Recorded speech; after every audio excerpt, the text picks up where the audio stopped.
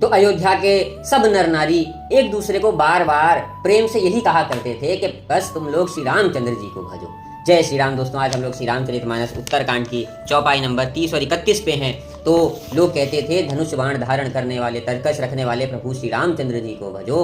वह ही अपने बाणों के प्रभाव से इस धरती पर जितने भी पाप हैं उनको काट सकते हैं। तो जन्म मरण के चक्र से छुड़ा देने वाले, कमल नयन सांवले शरीर धारण करने वाले और सुंदर मुकुट वाले प्रभु श्री रामचंद्र जी को भजो। मन में विवेक, ज्ञान, बुद्धि, धर्म जगाना चाहते हो तो प्रभु श्री रामचंद्र जी को भजो।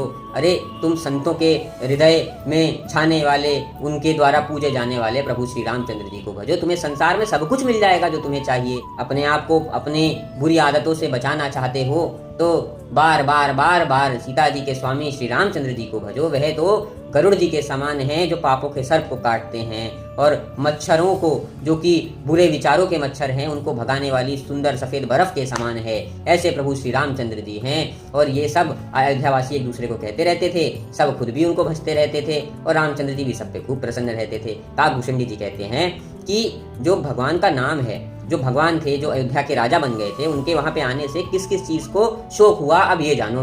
तो अधर्म को, पाप को, अज्ञान को, मद मत्सर को, गुणों को, अवगुणों को, इन सबको बड़ा शोक हुआ कि अब तो हमारी कोई इंपॉर्टेंस ही नहीं बची है।